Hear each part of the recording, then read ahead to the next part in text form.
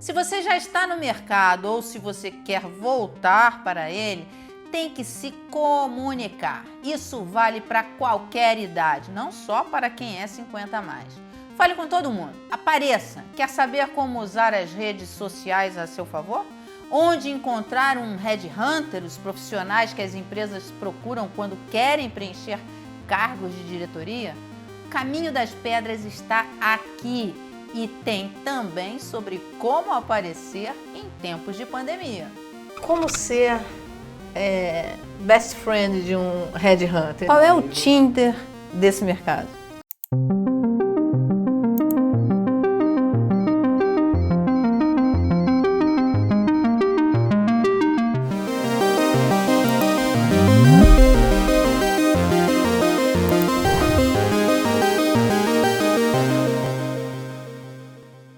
Onde achar os headhunters, os caça-talentos para cargo de diretoria?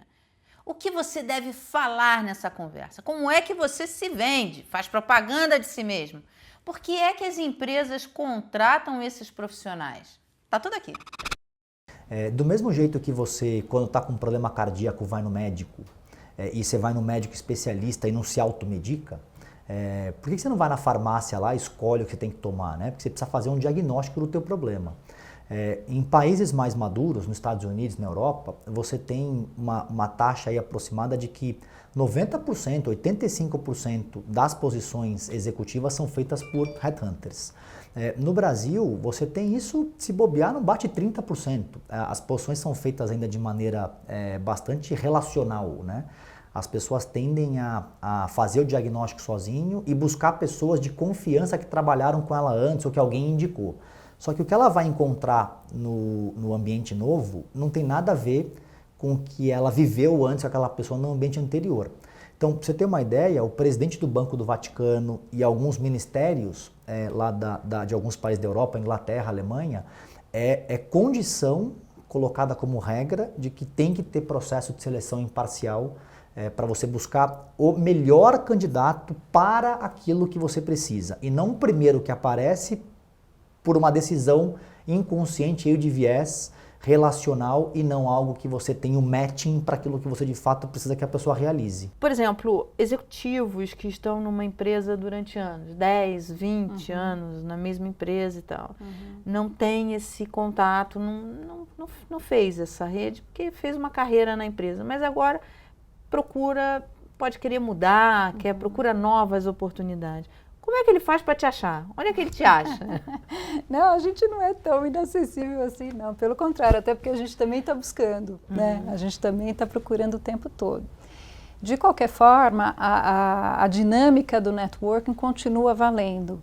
Porque mesmo para a gente procurar gente nova, quer dizer, a gente tem, para te dar um número, tá?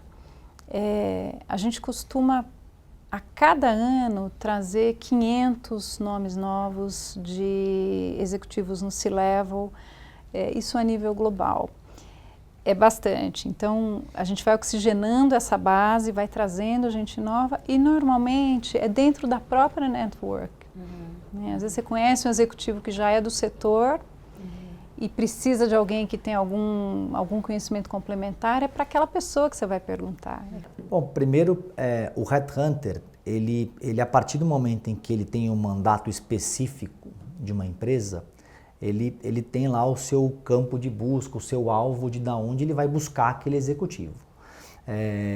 Facilita muito se essa pessoa, de alguma forma, mantém relacionamento com esses headhunters, né? Então, primeiro ponto é refletir o que eu sei fazer que gera valor para uma companhia. A pessoa que não tem organizado quais são os diferenciais dela para aquele mercado que ela atua, ou o que mesmo ela quer fazer, se ela não tem organizado isso, dificulta um pouco a vida do headhunter, porque ele vai demorar mais para entender e para extrair o que de fato vai ser o valor que ela vai gerar para uma empresa.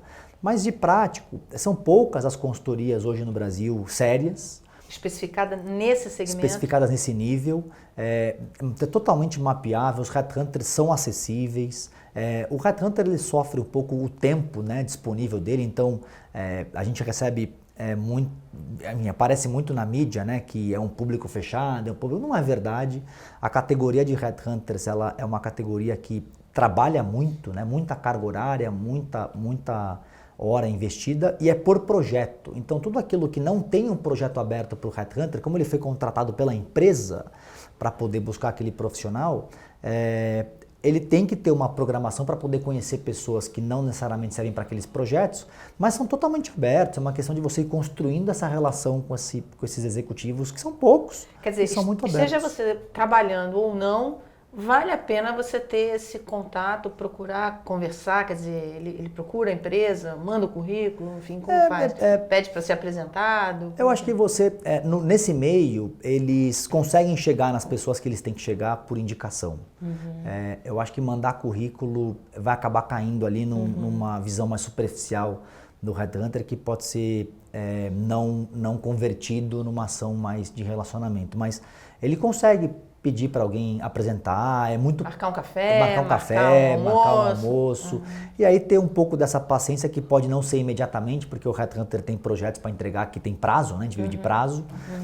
Mas certamente os meus colegas de mercado aí, eles vão abrir espaço na agenda para receber pessoas, até porque é do interesse deles também conhecer as pessoas, entender o que está acontecendo em cada um dos mercados, em cada um dos tipos de posição executiva, né? E isso vale também, por exemplo, para quem está hoje em posições empresas tradicionais e tal, mas está querendo entrar em outros mercados, mercado de startup e tal, vale a pena ele começar a fazer esse contato, independentemente dele estar na empresa ou não, né? Quer dizer, dele estar trabalhando ou não. Sim, a gente no Brasil ainda não necessariamente todas as vagas executivas do mercado estão na mão de headhunters, né?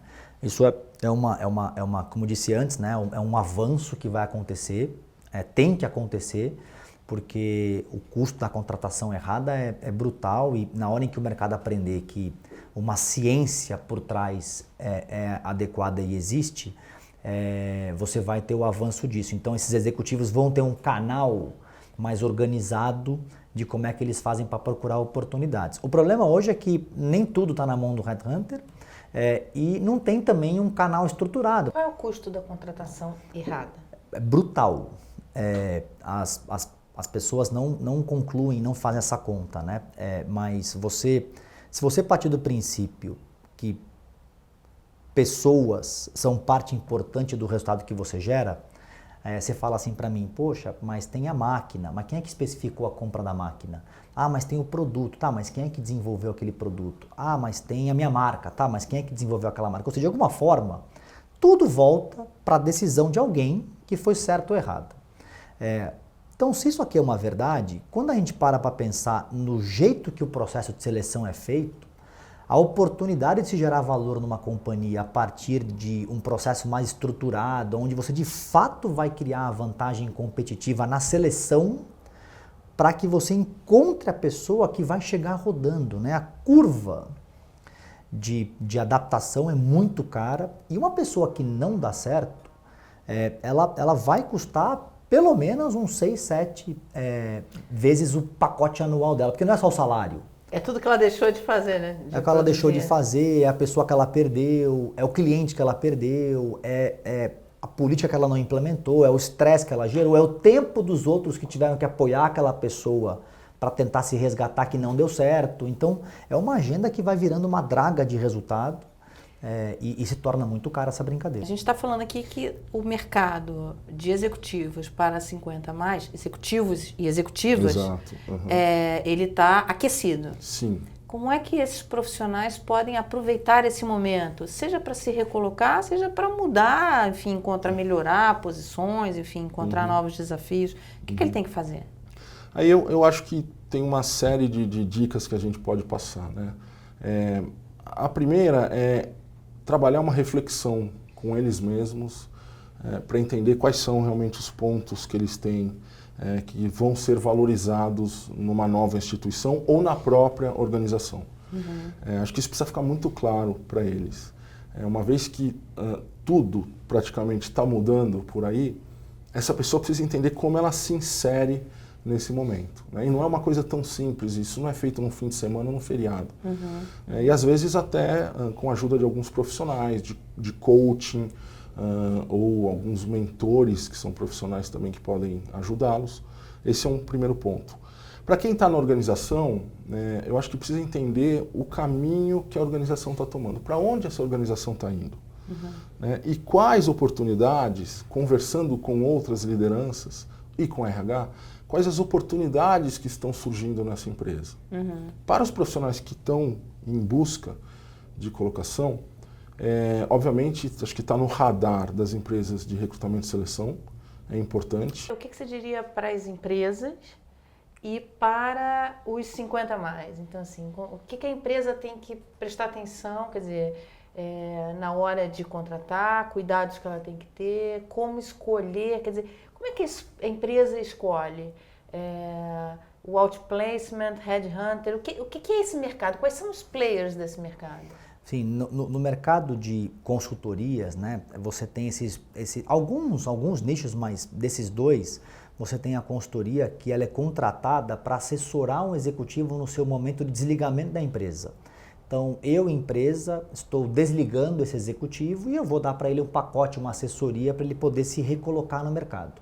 Então, aqui, o vínculo comercial é com a empresa, né? A empresa paga essa consultoria e também tem consultorias que aceitam a pessoa física que está no mercado e buscar assessoria para poder refazer o seu currículo, fazer algum processo de autoconhecimento de que foram as minhas principais entregas e como é que eu vou me reposicionar no mercado, enfim. Mas isso aqui chama-se outplacement, recolocação, tá?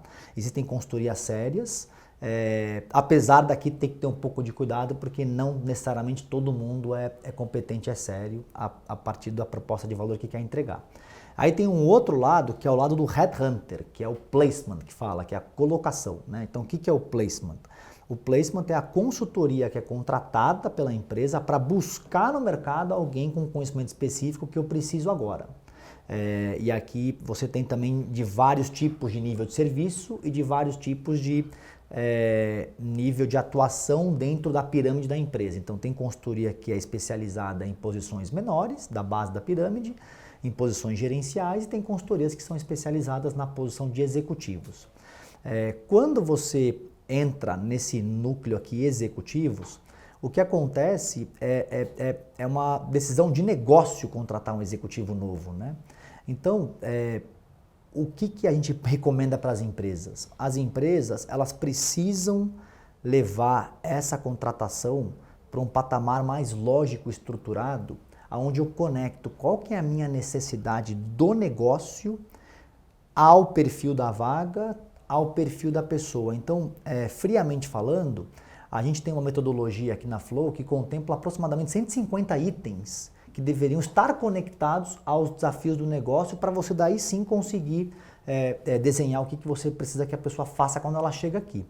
Não é um simples preencher uma vaga. O que a gente entende é que aqui no Brasil ainda é feito de maneira muito informal, muito relacional. As pessoas elas fazem entrevistas de executivos e o output da entrevista é eu gosto, eu não gosto. O output da entrevista é não, mas me indicaram de uma passagem anterior e parece que essa pessoa é uma pessoa que faz bem. E você nunca sabe se o ambiente novo é igual ao ambiente anterior. Quero contratar um diretor comercial para poder me estruturar um go-to-market. Então, se você está querendo comprar esse conhecimento específico, você tem que ir atrás desse conhecimento específico. Só que ele tem que ter sido feito o mais próximo possível do teu mercado, mais próximo possível dentro do nível de recursos e condições que você tem a oferecer. Enfim, você vai entrando aqui no detalhe para avaliar o que a pessoa não tem. Não é ficar reforçando só o positivo e ainda reforçar o positivo de maneira subjetiva, né? Então a dica é, crie uma definição de perfil lógica, tentando extrair o máximo possível os critérios subjetivos. E essa definição tem que ser conectada aos desafios do negócio, que por algum motivo não existe aquele conhecimento dentro da companhia e eu vou no mercado buscar quem já fez. Vamos supor, trabalhei 30 anos numa empresa, estou lá num cargo, estou tranquilo, como diretor e tal. Cheguei nos meus 50 anos, 50 e poucos anos, mas fiz a minha carreira numa empresa só que agora estou querendo ir para outros lugares e tal. Como é que eu faço? O que eu faço? Olha, eu vou dar um exemplo, assim, que pode ser efetivo.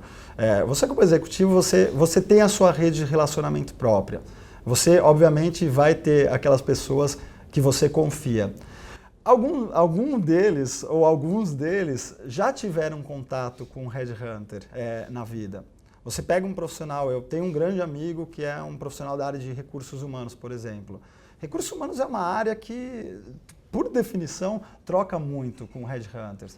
Então, eles podem ajudar na indicação, nesse primeiro contato, né, em fazer a ponte com o headhunter. É a hora de falar com todo mundo, reativar as conexões. A gente acha mesmo que vai ter esse movimento e é importante estar no radar.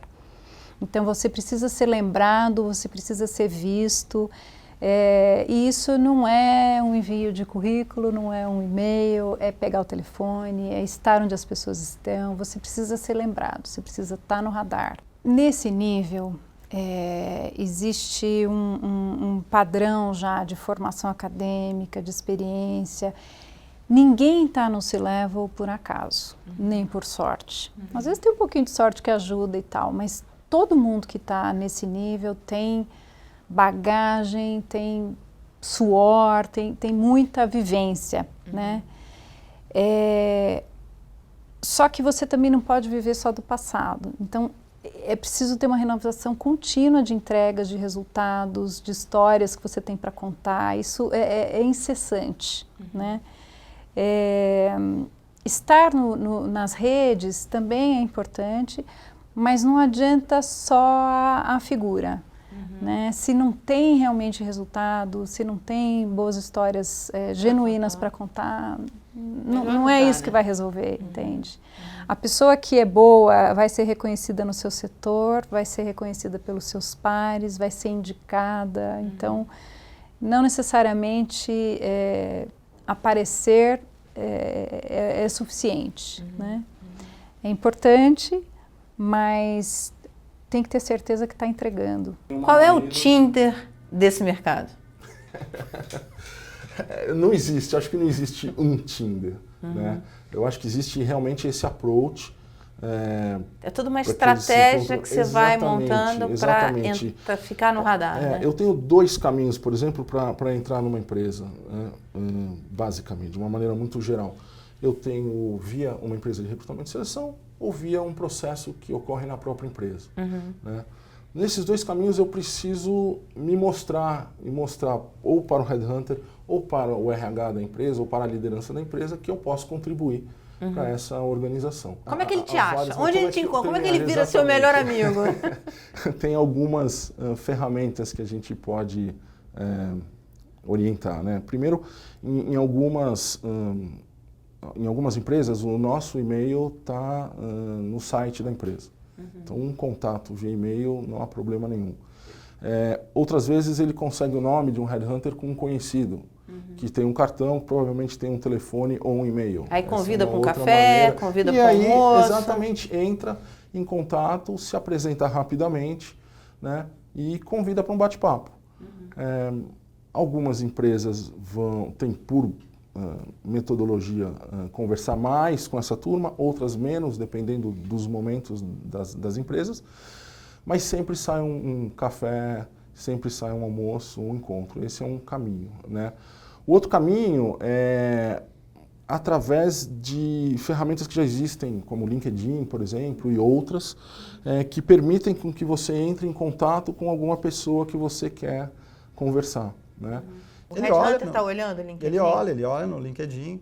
Então, não necessariamente você procurando, né, ou se vendendo, vamos dizer assim, para um headhunter, mas acontece muito do passo inverso, né, do headhunter ir atrás de você porque você tem uma trajetória profissional que é interessante e que eu gostaria de conhecer, porque eu posso ter um cliente, eu posso ter um parceiro que se interesse por um perfil como o seu. Como é que ele usa o LinkedIn? O que ele posta no LinkedIn?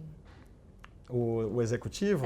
Para manter essa página atraente para o headhunter. Eu acho que assim, fundamental, de fato, as passagens, né, das empresas nas quais ele trabalhou, então a evolução da carreira. desde a formação, né, em qual faculdade ele foi formado, qual curso que ele fez. Quer dizer, o currículo dele é aquilo ali, é o que está ali, né? Seria o currículo. E postagem, postar artigos, né? Artigos, fotos, o que pega bem postar no LinkedIn? Olha, eu costumo dizer assim, o que você deve evitar, né? Eu não recomendaria você emitir muitos, por exemplo, comentários políticos em rede social. Você não sabe quem está do outro lado da mesa te avaliando, você não conhece a cultura de uma empresa que pode um dia fazer contato com você. Então, isso é muito particular. É o tipo da coisa, lembra que a gente fala, eu não discuto religião, não discuto política, futebol. Eu não discuto futebol. Então, assim, esse é o tipo da coisa que deve se evitar. Mas quando você vai falar, você tem uma opinião em relação ao mercado, uma tendência, a um tema que... Partilhar artigos, notícias que você viu, esse tipo de coisa. Eu acho que isso é válido, porque também mostra um pouco a sua linha de pensamento, raciocínio, e de certa forma dá algumas pistas de como que você enxerga determinados assuntos. Então isso pode ser interessante. Durante esse processo de seleção, numa conversa, o que pega mal o candidato falar hoje, nos dias de hoje? Quer dizer, que tipo de comportamento, que tipo de colocação, de visão pegaria muito mal, seria uma coisa que fala assim, esse cara tá fora? O que pega mal é falar de resultado que não é genuíno. Então, contar a história que não viveu... Mentira. Não dá. A gente tem como saber, então às vezes aumenta um pouco a história, fiz um resultado de um jeito, você sabe que não foi bem assim. Isso enfim, com isso não tem negociação, né? Seja transparente. E às vezes acontece, por incrível que pareça. É verdade? Acontece. Então, até mesmo em relação a curso, diploma, assim, muito raro, mas já aconteceu comigo. É mesmo? Mas vocês descobrem? Claro, né? A gente tem todo um processo de checar, enfim. Vamos supor um evento, uma palestra, um evento de negócios que você sabe que vão ter outros executivos presentes para poder trocar informação de mercado ou para falar sobre um determinado tema que é tendência. Então, muito se fala, por exemplo, de transformação digital, muito se fala sobre diversidade e inclusão. Como é que eu estou trocando essas informações, ou fazendo benchmarking com outras empresas, ou trocando essas informações, seja em eventos de relacionamento, ou aí no caso, como eu dei esse exemplo, abrindo as portas ou convidando um headhunter para conhecer sobre o negócio no qual ele está inserido. Enquanto eu preparava essa série, fomos surpreendidos pela pandemia do coronavírus e com ela o isolamento social. E agora? Como é que fica o networking, a participação em eventos corporativos? Como fica o cafezinho? Como será que os headhunters estão trabalhando? Na verdade, o que mudou na prática, né, é que ao invés de um encontro presencial, a gente faz um encontro por vídeo, como esse que a gente está fazendo agora, né? Então, a recomendação ela é a mesma no seguinte sentido, né, Mara? Assim, não adianta eu simplesmente disparar uma série de convites para querer me conectar com você, seja qual for a rede social, e depois não ter nenhum tipo de desdobramento, né? Da gente agendar um bate-papo para trocar informação de mercado, para trocar experiência, para falar sobre problemas que eu estou vivendo, soluções que eu vi empresas ou executivos colocando em prática. Então, eu acho que a troca ela é fundamental, isso que a gente está fazendo agora, né? O olho no olho, ainda que virtual, ele é muito importante. Bom, a dica para continuar se comunicando nos tempos de Covid é aceitar que é natural a gente agora fazer uso de todas as tecnologias possíveis e existentes para poder continuar na ativa, conversando com as pessoas. Então, o paradoxal desse momento é que é via tecnologia, estamos todos nos falando por diferentes plataformas, mas ao mesmo tempo as relações ficam humanizadas, porque está todo mundo trabalhando fora do escritório, está todo mundo em algum momento com barulho de cachorro, com filho passando no fundo, e isso ficou natural aproxima as pessoas. Nós estamos todos vivendo a mesma situação. Então, manda uma mensagem, oferece um café, combina um café, cada um toma o seu, usa as plataformas sociais e faz contato. Mais uma transformação que afeta a todos deste mercado. Você gostou dessa série? Curte, compartilha, encaminha para alguém que você acha que pode se interessar.